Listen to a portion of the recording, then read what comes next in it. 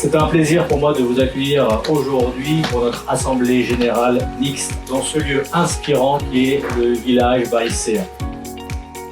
Ça a été une année très intense. On est à la croisée des chemins, pas besoin de rappeler tous les enjeux géopolitiques et la perturbation sur le fret maritime, les élections américaines, le bouleversement des marchés.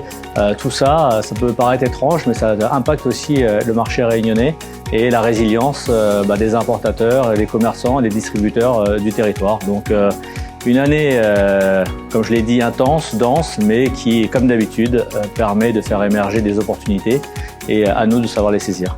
Toutes les personnes présentes ne sont pas forcément au courant ou informées des enjeux d'assurabilité pour le territoire et pour nos entreprises.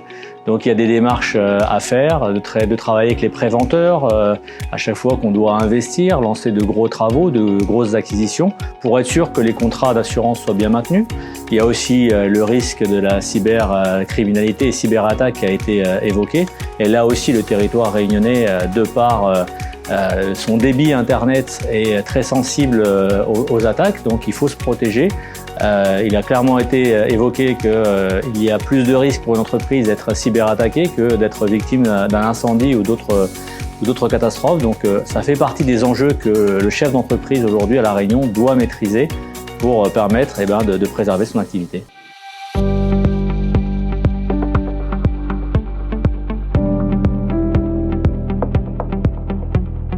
Il y a plusieurs choses très importantes qui ont été dites, mais moi, ce qui me touche particulièrement, c'est la sécurité que les importateurs constituent dans la constitution de stocks sur place pour faire face aux pénuries dans un département qui est situé à 9000 km de l'Europe. Et les tendances actuelles du flux tendu et de la maximisation des profits qui ne vont pas dans le sens d'une sécurité renforcée m'amènent à avoir quelques craintes sur l'avenir. Et voilà ce que je retiens principalement de ce qui a été dit.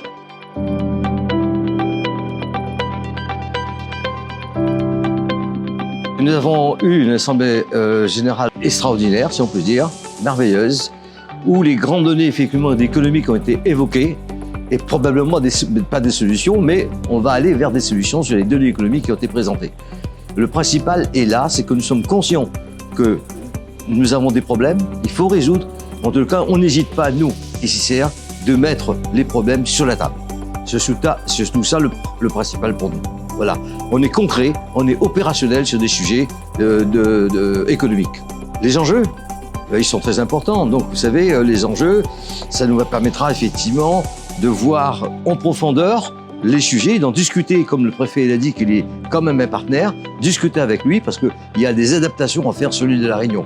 On ne peut pas tout accepter parce qu'on ne pourra pas suivre. Donc, les enjeux sont l'adaptation des règles pour lesquelles nous pourrions nous les assimiler, nous, ici.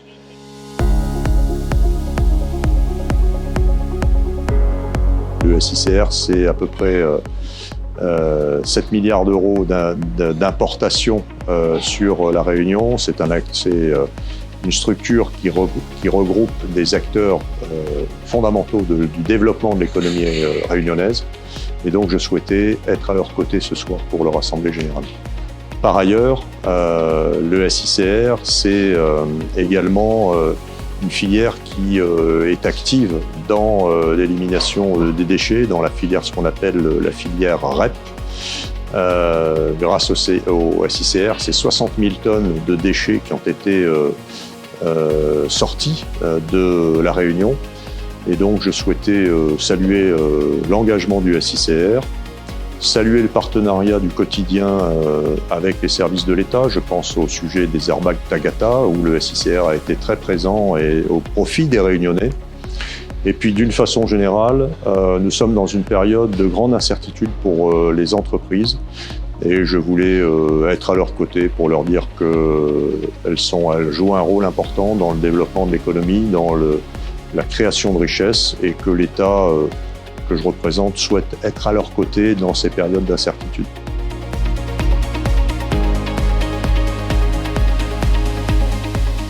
Pour nous, le SICR est un acteur essentiel, bien sûr c'est un partenaire direct pour échanger sur toutes les questions qui concernent la réglementation douanière et également dans l'autre sens, c'est-à-dire que le SICR c'est celui qui nous remonte tous les sujets d'attente des opérateurs, les difficultés qu'ils peuvent rencontrer dans l'application de la réglementation douanière. Et ils sont là pour également faire l'intermédiaire avec les entreprises pour faire passer les messages. Donc c'est un dialogue permanent que nous avons avec le SICR pour faire passer des messages, pour faire que le SICR nous fasse passer des messages et qu'on arrive ensemble à répondre aux problématiques de ce territoire dans l'application des réglementations douanières.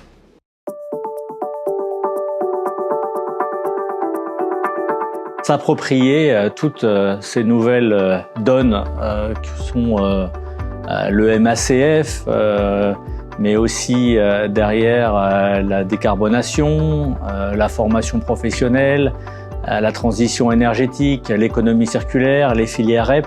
Tous ces sujets sont des sujets prioritaires pour notre territoire et il va falloir continuer à investir et à structurer notre économie pour qu'elle soit à la fois la plus dynamique et la plus vertueuse possible. J'ai fierté d'être le président du SICR, de constater le résultat depuis ces 3 dernières années et puis de voir l'engouement qui prend autour de cette organisation patronale qui a 72 ans quand même. C'est quand même une belle organisation patronale et derrière, de plus en plus de chefs d'entreprise nous font confiance, nous rejoignent et nous permettent de construire ensemble la réunion économique de demain.